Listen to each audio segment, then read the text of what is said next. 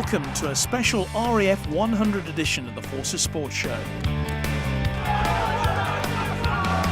The 100th anniversary of the Royal Air Force has brought out the best in its sportsmen and women, and we're celebrating the moments that have meant so much to them.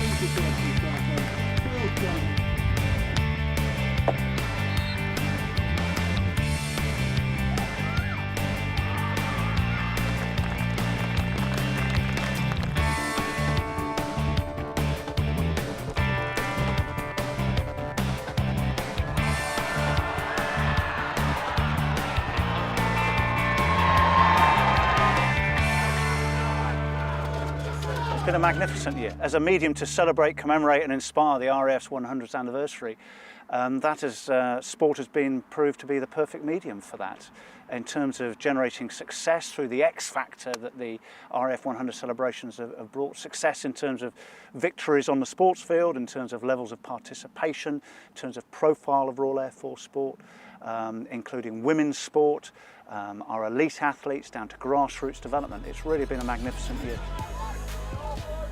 One of the biggest successes came on the rugby field for the RAF men's team.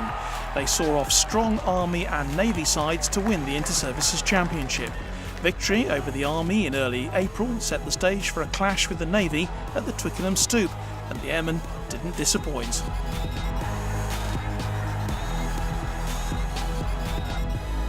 For so long seen by many as the warm-up act ahead of the Army-Navy showdown at Twickenham, the RAF went into this clash favourites to win just their second Inter-Services title in 24 years.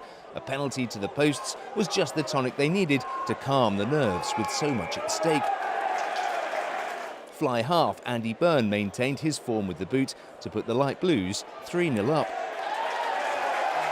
A second Byrne penalty doubled the lead before the senior service hit back. Some slick handling saw Navy wing Eldon Myers scoot in for a converted try, and the Dark Blues nipped in front 7 points to 6. The old sporting phrase about teams being vulnerable just after scoring unfortunately materialised for the Navy. Minutes after taking the lead, they found themselves behind as Bryce Norton-based Lloyd Owen pirouetted his way past would-be defenders to dance in for a converted try. Back came the Dark Blues as the fixture ramped its way up to becoming an Inter-Services classic. As the Navy made several surges towards the airmen's line, eventually it was Ratu Vakalu Takali who squeezed over for his side's second converted try and a 14 points to 13 lead. However, the Navy again slipped into that switched-off state of mind that follows scoring because the Airmen struck again. This time it was fullback Sam Randall who gave Greg Lloydell the slip to dash home for the try.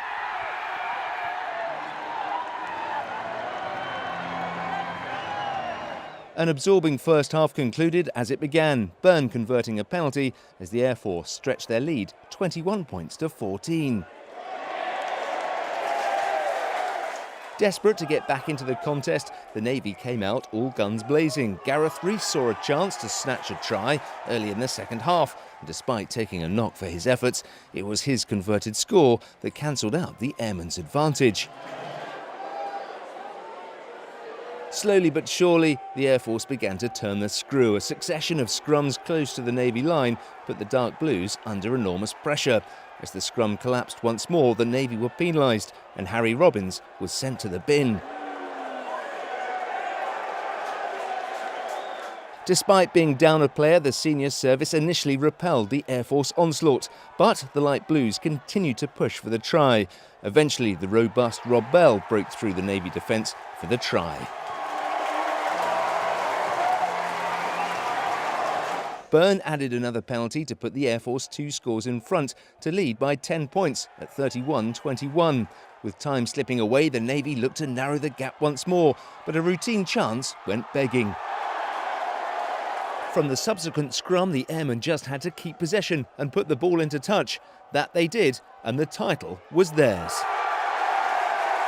I'm really proud. I'm proud of, yes, I put the plan together, but I'm very proud of all the guys. I really am. And this is, this is a sort of testament to where we are. I've played a lot of rugby and played in a lot of games, and this is pretty much the pinnacle of what I feel I've achieved.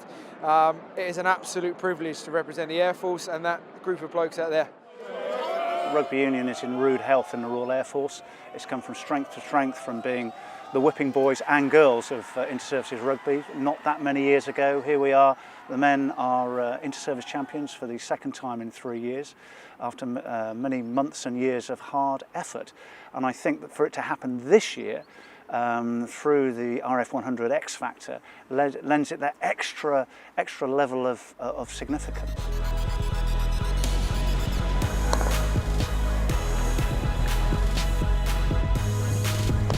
Lord's Cricket Ground provided a big stage for the RAF men to take a big victory in the Inter-Services T20. A resounding win in the first match of the day against the Navy set them up for a title decider against the Army.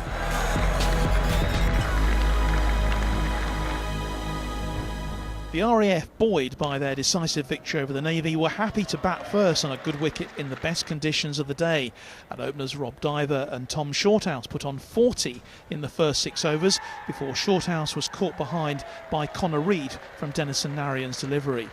Diver was bowled for 35 by Narayan, with the RAF then on 67 for 2, and that became 74 for 3, with Fisher brilliantly caught in the gully. Andy McGeorge then came to the crease, and his innings of 40, supported by Ash Watson, proved absolutely crucial, which included 15 off the penultimate over of the innings. The RAF's total of 147 for 6 looked a good one to defend, but the Army had the talent to claim their 6th successive title, and opener Jordan Ralph made a good start with 8 off the first over, the required run rate. But he fell on 20 LBW bowled by Watson, heading for his second 4-wicket haul of the tournament.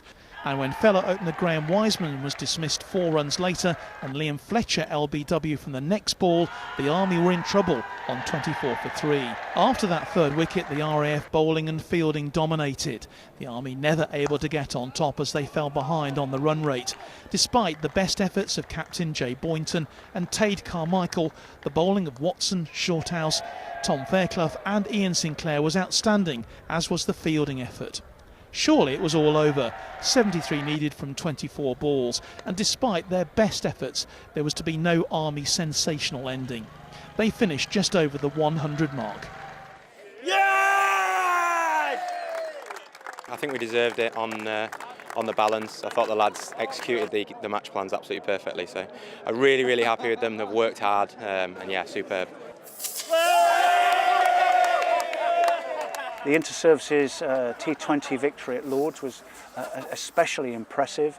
A fantastic all-round performance, not just individual athletes, but how they gelled together as a team under some superb captaincy to outthink the opposition.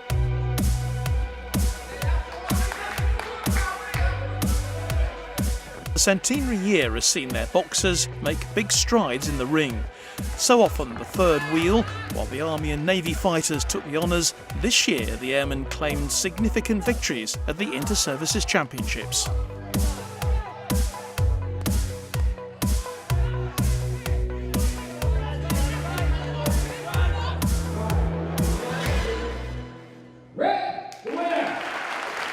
The biggest challenge the RAF faces in boxing is the Navy and Army are full-time athletes, whereas the Light Blues pride themselves on being part-time, training for a few weeks before major events like this. It set them at a clear disadvantage here, but meant getting 3 into the Forces finals was in itself a major achievement. The team that we've put in today has been the amalgam of 10 years of effort and development with our coaching strands, and yeah, the boys have done us proud tonight and boxed exceptionally well, and we were unlucky to have only 2 out of the 3 go through. The first of the RAF boxers to impress was Ricky Lyon at bantamweight up against the Navy's Raheen Ali. Lyon won the 56-kilo UK Forces title in 2015 and looked impressive here, claiming his 21st win by unanimous point score. There's 3 of us and that's not happened for a long time. And then through to the ABAs, now Nationals, which is what I wanted to do the most. So RAF boxing on its way back? Yeah, surely is. That also goes for Forces lightweight champion Kieran Bailey. Like Lyon, based at Waddington, Bailey, a former junior ABA semi-finalist, was up against the Navy's Bradley Chapman, himself an Eastern Counties champion. Bailey taking the title on a judges' split decision after making his opponent take a standing count. Do you know what? If I didn't get that standing count, could have gone either way, to be fair. It was probably one of the hardest fights I've ever had, if not the hardest fight. That third fighter at welterweight was Tom Simpson, based at Northolt, who has reached a previous ABA semi-finals. The Navy's Luke Fisher was only just the stronger man, Simpson losing out on a split verdict from the judges. How much do you think this is going to help to, generate even more interest in boxing in the RAF? Because you really could, you need to have more people here, don't you? Definitely so. I think the robustness and resilience that we're going through in the Air Force and the drive to give our young men and women a challenge that's safe, but also tests you in the ultimate fighting arena. It doesn't do us any harm at all to have success at this level. And again, we'll push hard and work hard to make sure next year's we build on the success, and next year we're challenging for the title. For so long, inter-services boxing's always been about Army versus Navy. The Navy won the championship for the first time in many years this year. But the rise of RAF boxing as well must be something that pleases you, because it's now made boxing a truly tri-service event. It has, and speaking at the UK Armed Forces level, what we all want to see is a good, exciting three-way contest. Yes, we want the Air Force to win, but we want the contest to be good, because that breeds confidence, it breeds ethos, but it also inspires more people to take part in that particular sport. What we saw with rugby over a 5-year period, from whipping boys and girls to inter-service champions, we're seeing in other sports, and that's fantastic. You mentioned boxing.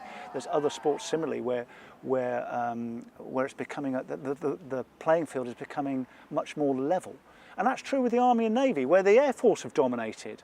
It's nice to win, but you don't want to be really, oh well, here we go again for the 20-odd year. You want a good, hard-fought contest, at the end of which you win, of course.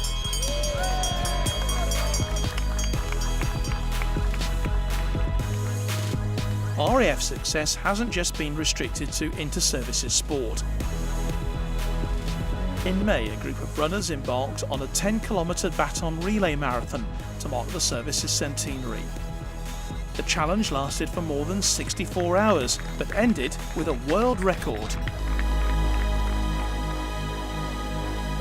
For 2.5 days, a succession of airmen and women kept the baton moving around the Cosford track, many having travelled hundreds of miles to get here to take part in the record attempt.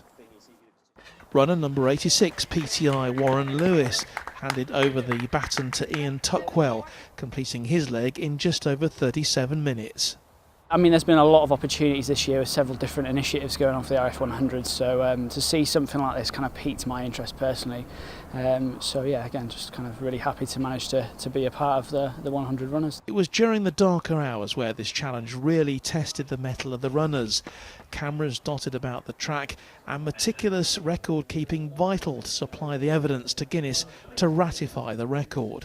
It's been a mammoth effort from everyone to get this record attempt on track. When we planned it initially, we asked to just try and find out how many people we could get around the previous average of 41.28. We had a fair few people who would love to take part, as you can imagine.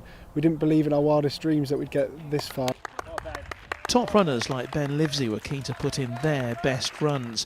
Ben was aiming to topple the fastest time set by Sam Mitchell of 31 minutes 54 seconds.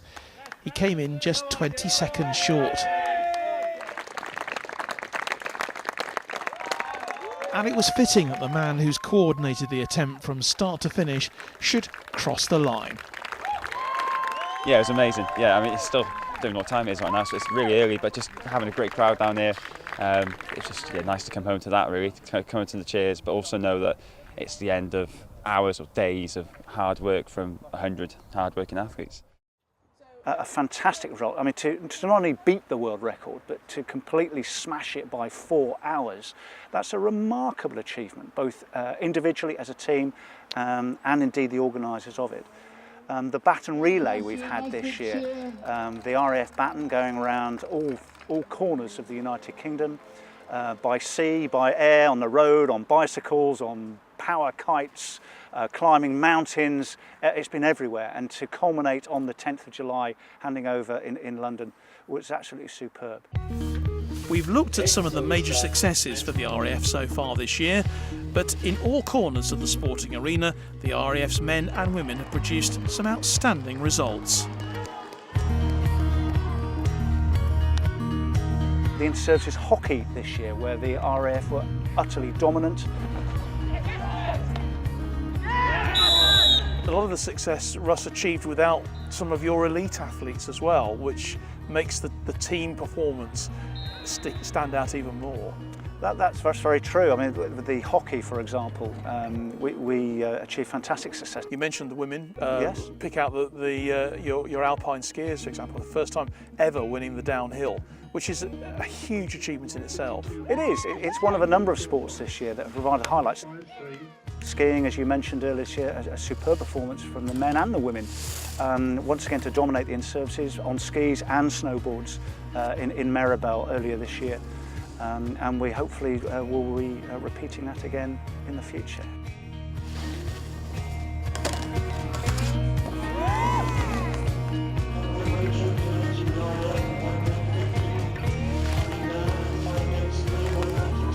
The swimmers were in services championships dominated by the Royal Navy over the last 30 years, and only twice now have they been beaten, and this year the RAF men did the job once more. Yeah, a great performance by everybody concerned. But not just the athletes, of course, but those who work so hard behind the scenes, the coaches, the captains, the committees that make all this possible.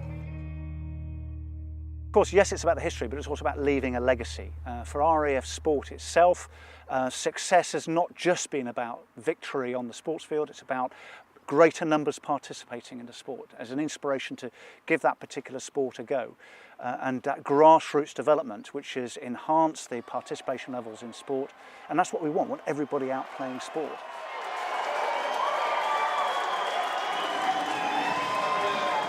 It's not just about winning, although that is nice, it's about people out there participating in it. So it's the legacy for RAF sport. It's the legacy for the Royal Air Force as well. Sport being that medium to engage with the public, both nationally and internationally, as a fantastic unifying force. The Air Force in the public eye very much this year, and sport has played a key role in that. And how they've seized the moment. The RAF sportsmen and women have punched above their weight for 100 years, despite having fewer numbers than their rivals. And the centenary seems to have inspired them to even greater heights.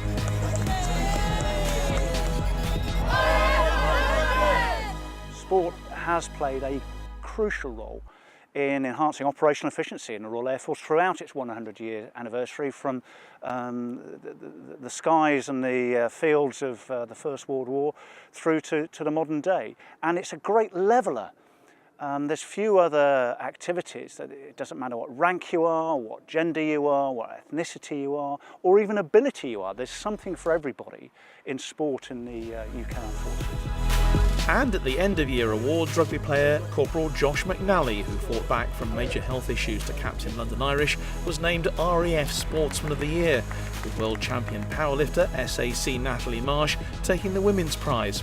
So much success to celebrate, and the Chief of the Air Staff rightly proud of the service's achievements in its centenary year. This year, an special year, and I'm pretty certain that everybody has gone that extra mile this year to go above and beyond in sport, and we've seen the results for that, and it's a real part of our Inspire legacy, I think, from RAF100 is RAF sport and the strengths that we have there. It really has, as you say, the centenary seems to have been like almost an X factor, doesn't it, for so many of your teams and individuals this year? Inspire is such an central part of it, and what's inspired us? Well, it's that legacy and the history of that 100 years of achievement on operations and in sport as well. Looking to the future, we're into our second century now with sort of pride and confidence, and I think that's everybody in the Air Force just feels that sort of extra something this year, and what clearly we want to do is continue that on into the future as well. Several of the nominees can't be here today, and the reason why they can't be here is because they are on operations, and it shows that you are airmen and airwomen first, and sportsmen and women second. Well, that's right. I mean, the two go hand in hand, of course, is the qualities that people develop through sport, that teamwork, self-discipline, professionalism, and stamina. Those are just absolutely the qualities that we want on operations as well. But the RAF's busier than it's been in sort of a very long time. And I think to do as much as we're doing on operations, and we did RAF100 extremely well as well. It's just a huge commitment, or demonstration of the commitment of everybody across the service.